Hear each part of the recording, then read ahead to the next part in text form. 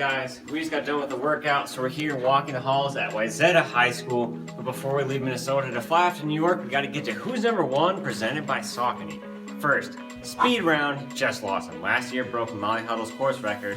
This weekend, she broke the record that broke that record, and more importantly, it was a 1:54. That is huge for the Corning Senior. Now, we are going to speed this up and get straight to those boys, because all the way out on the boys' side, DJ Principe, he ran a 199. Seth Hirsch ran a 198. A lot of other guys in the 190 club this weekend, but we know they're good. A guy we haven't heard about, Patrick O'Brien, out in New Hampshire at the Manchester Invite, posts a 190. Make sure you watch out for this guy. Since we're here in Minnesota this week, our deep dive is going to feature Edina's coach, Kirkpatrick, who's really going to dive into the Heartland region and the top teams to watch. Coming off of Roy Griak, Millard West, was that a surprise, or was that expected that they might be coming up this year? Not a surprise in the context of this year. They had a lot coming back from last season. Obviously, Seth Hirsch is, one of the top guys in the country. We raced them the week before down in Ames, and I know Seth was dealing with some sort of cramping issue and didn't finish the race, but the rest of they didn't finish very well even apart from him. So for them to be kind of in the mix with the rest of their guys, I was a little bit surprised on Saturday from that standpoint, but like I said, not in the context of what they had coming back. I mean, I think coming into the year we kind of thought that they were that they were the pretty equivalent to us in terms of kind of the second or third best team in the Heartland coming in on paper anyway. So like I said, not surprised in the context of the season, but kind of came back a little bit better from the week before than what I thought they might. I think the national audience is pretty familiar with some of the top Minnesota programs. Who are some of the other out-of-state teams you're looking at on the boys' side who could be contenders in the NXN this year? We got beat by St. Thomas Aquinas out of Kansas. They were sort of on our radar going into NXR last year because they went 1, 2, 3, 4 at their state meet in Kansas a couple weeks before that, and then they didn't run as well at the Nike regional meet then a couple weeks later. But so they beat us by 1 point in Ames, and I thought we ran pretty well in Ames, so they're kind of back on the radar again. I don't think we won't see them again until the regional meet. So they're one school. Sioux Falls Lincoln has had good teams in the past. I think they were 5th at Griak this weekend, and so they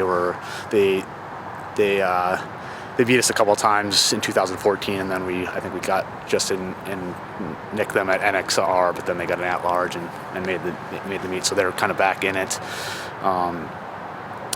Dowling Catholic always has a good program. They won Griak last year, and they're down a little bit this year, but they seem to be progressing quite a bit. So I think they made NXN in 2012 maybe. So they're always right there.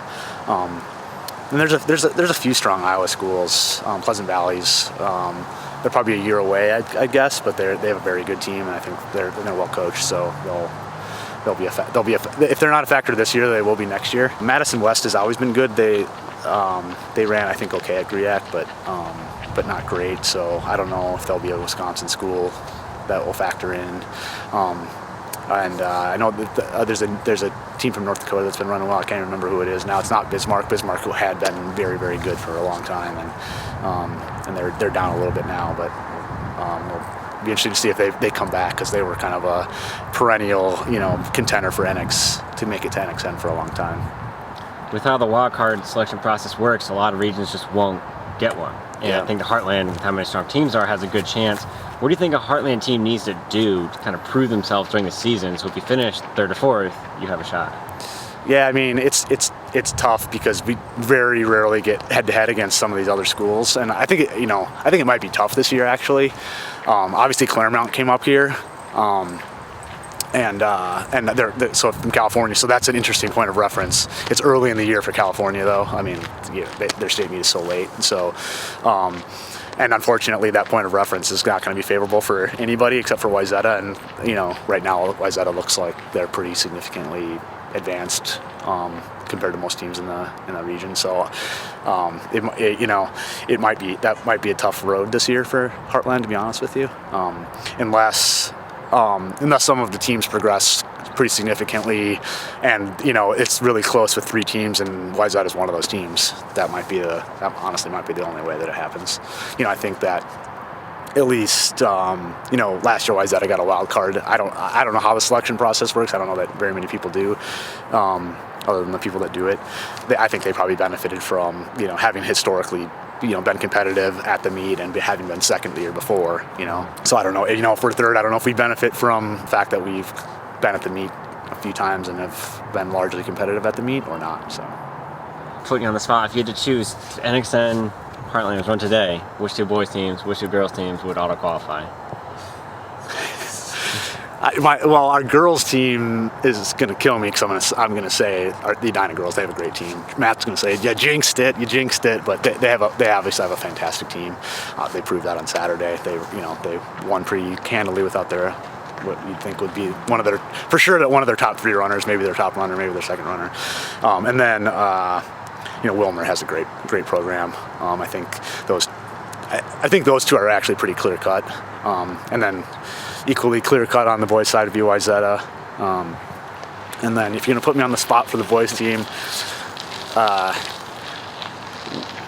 think we have a couple of things that we had to check off our list to make that happen. So I'll jinx the girls' team. I'm not gonna jinx the boys' team. I'm gonna go. I think I'll go with the Millard West team. Thanks again to Coach Kirkpatrick from Edina for joining us on the deep dive this week. Congratulations to all of you in the speed round, and stay tuned for next week as we're flying off to New York.